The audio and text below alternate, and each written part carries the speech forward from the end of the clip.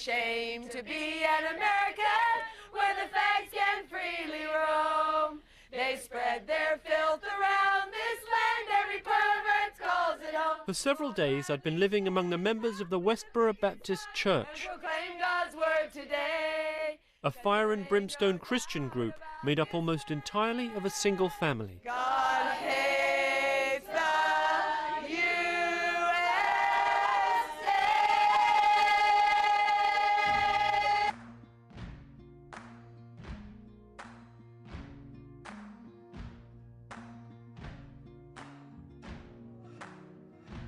You can run on for a long time, run on for a long time, run on for a long time. Sooner or later, gotta cut you down. It's very simple. We read the scriptures, and we tell people what the standard is. We don't do violence to people. We warn them that their sins are taking them to hell. We do a courteous, loving thing to them. That's courteous and loving. And they hate us, and they beat on us, and they don't want anything to do with us. They're just downright mean to us sometimes, you know? What did we do to them? Nothing but a courtesy. God hates fags. God hates fag enablers. Therefore, God hates America and all of her military. Any abominable, disgraceful, filthy conduct that you think of to engage in, you do it and you're proud of it. Quit worshiping the flag, dummy. It can't help you. You can run on for a long time, run on for a long time, run on for a long time. Tell them that God's gonna cut you down. Tell them that God's gonna cut you down. Tell them that God's gonna cut you down. I'd sensed a deep wellspring of anger in Gramps, and I suspected that this was the basis for his church's ministry. His skewed interpretation of the Bible had been handed on to his children and was now being broadcast to the world. The Phelps had no interest in winning souls to Christ. In their world, being hated was proof that they were doing the right thing.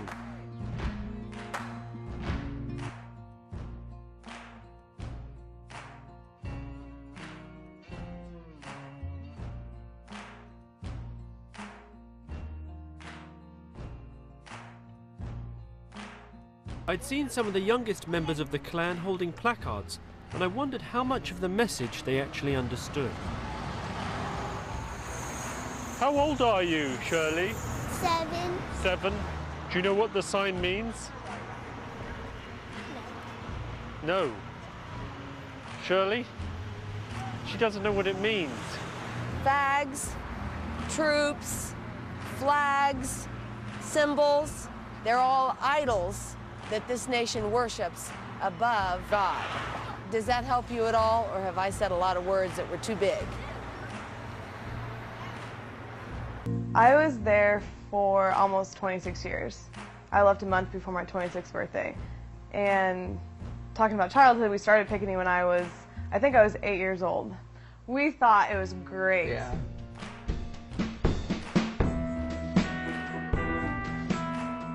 I just want the American public to know that with Barack Obama as your president, he's going to lead this nation to its final destruction.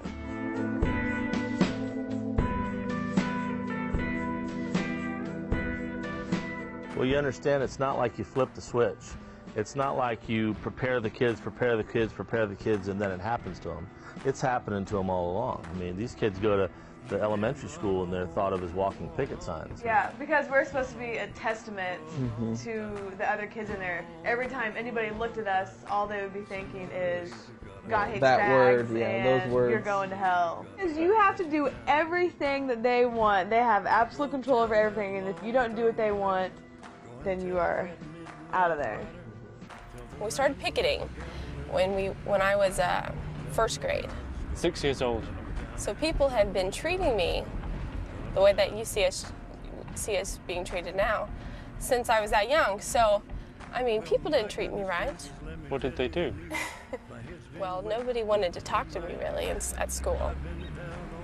And they were ashamed to be around me. Whenever somebody gets in trouble, we can't talk to them at all. It's like isolation. Yeah, it's ridiculous. Well, I mean, they'll definitely question things. Any kid will question things, but when your job is to raise somebody in the nurture and admonition of the Lord, there's a big difference, Joe, between questioning things, the natural inquisitive nature, versus doing that from a Bible perspective. Their expectations for us were higher, or were really high, for grades and, how you act in school. And so that also is, you're the walking picket sign for those words, along with this, perfect student, child. Yeah, exactly. And That's so, yeah. Yeah, they wanted people to hate us. And we were told that everyone was going to hate us. And if anyone acted like they were our friends, That they were lying. Yeah, exactly. That in their heart they really hate us. In the back of my mind, I always be worried about what my family thought. Like if I got put on the news, I would worry about what they would think I was saying and try to please them. If there was like a car ride or if we were on an airplane, we would talk about why we were picketing somewhere, so we would all have the same answer because they were real big on everyone's of one mind and one accord, so we all have to say the same thing. Any one of these children, when they're a little bit older, if they decide that this is not something that they want to be a part of, will they still be allowed to be, are they still going to be a member of these families, a member of this community? Don't you understand that if they do not believe this message that the Lord our God has given us, there isn't going to be a discussion about how can I stay even if I don't believe the way you do. They will naturally go. They will just go. And that we all, see, they covered their license plate. So I don't know what they were up to. Uh-oh, did they hit somebody? You all right, honey? Hey, bud. You got it all over your Hey, shirt, bud. but I'm sorry, it's got hon. the after effects of it. I knew they had to have done something. I am so sorry. You want to go over here and talk to your daddy? I'm sorry.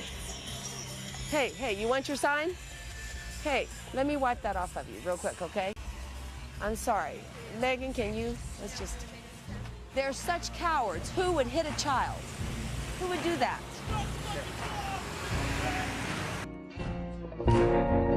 Hey, I got an idea. Let's rip the babies out of the wombs of these fool American women on the back of their fornication. And then let's break the moral compasses of the kids that do end up getting born, raise them up for the devil, and then hand them a gun and go send them off to fight bloody wars that we have no business fighting in the first place, and we certainly can't win.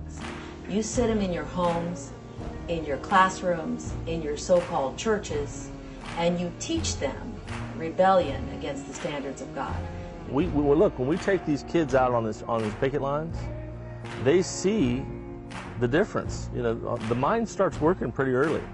They see the difference between the way we conduct ourselves and how we cleave to the Scripture. We're sinners like anybody else, but the main difference between God's elect and the reprobate is we're ashamed of our sin.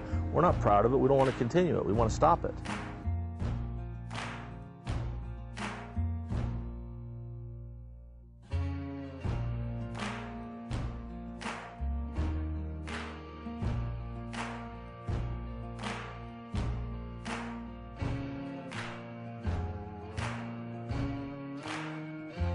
Shouldn't they have the chance to decide first before they're out here?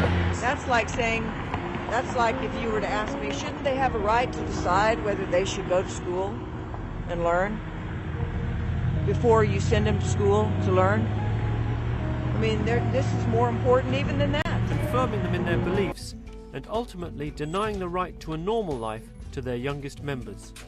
Are we gonna go in my car? Yeah. Okay. Mom, they're here and they want to go somewhere to get a drink, like a coffee drink. Yeah, maybe like... No. She said no. Okay.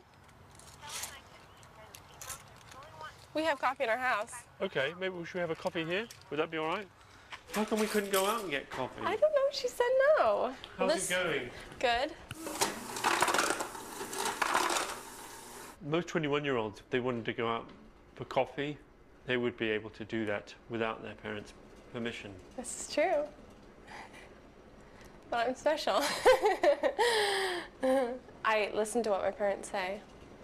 I respect my parents, so. As hateful as they could be at the pickets, Among themselves, the church members had made a life that in many ways was quite appealing, almost as though their bond with each other had been strengthened by the hostility of the outside world.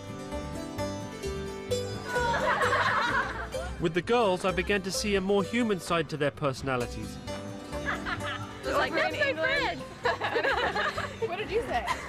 I said, "Are you kidding me? Who is gonna marry us?" Why does everybody have to get married? Well, no one has to, but why shouldn't everybody have the choice? I have the choice. Well, you kind of do and you don't. It seems it's so inculcated in you that the outside world is this devilish, satanic place that, as you said yourself, that there's really no one for you. Yeah. Who would even want to marry someone that serves God? I don't sort of blame you for being born into a situation that was outside your control, and I can also see that you know, you're coming to a time in your life where you might start to question some of those things. That time has come and gone. I've already reached the age where I've made the decision what I want to do in this life. For a long time, run on for a long time, run on for a The long Lord time. will vindicate His Sooner or people, later, and He will gotta cut glorify you His own down. name, because that's what this is Sooner or about. later, gotta It's cut you glorifying down. God. So, Go tell that long-tongued liar, go and tell that midnight rider, tell the rambler, the gambler, the backbiter, tell him that God's gonna cut him down.